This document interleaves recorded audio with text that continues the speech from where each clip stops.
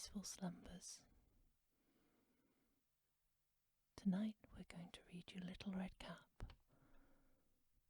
Find yourself a comfortable position. Settle down. Close your eyes and listen. Little Red Cap. Many years ago there lived a dear little girl who was beloved by everyone who knew her. But her grandmother was so very fond of her that she never felt she could think or do enough to please this dear granddaughter. And she presented the little girl with a red silk cap that suited her so well that she would never wear anything else, and so was called Little Red Cap. One day Red Cap's mother said to her, "Come, Red Cap, here is a nice piece of meat and a bottle of wine. Take these to your grandmother. She is weak and ailing, and they will do her good. Be there before she gets up. Go quietly and carefully." The grandmother lived very far away in the wood, a long walk from the village, and as Little Red Cap came along the trees she met a wolf. But she did not know what a wicked animal it was, and so she was not at all frightened.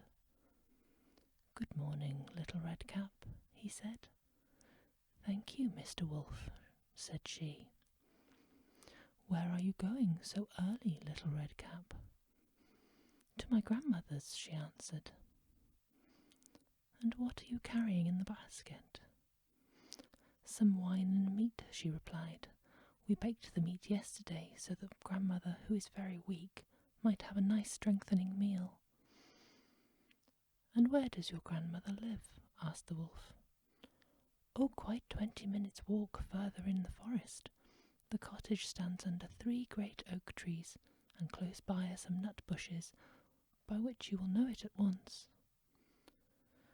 The wolf was thinking to himself, "She is a nice tender thing, and will taste better than the old woman.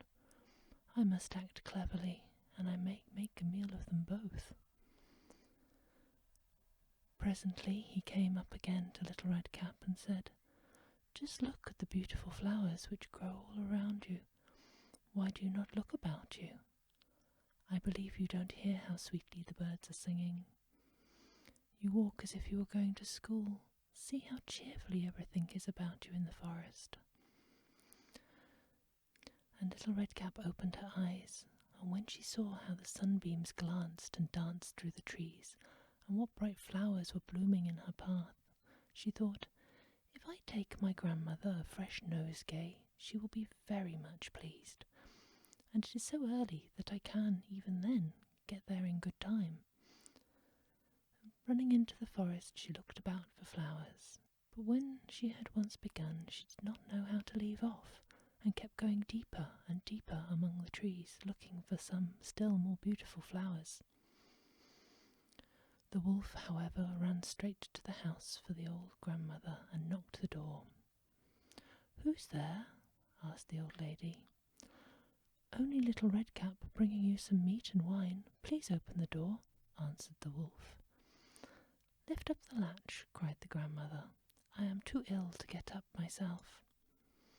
So the wolf lifted the latch, and the door flew open, and without a word he jumped onto the bed and gobbled up the poor old lady. Then he put on her clothes and tied her nightcap over his head, got into the bed and drew the blankets over him.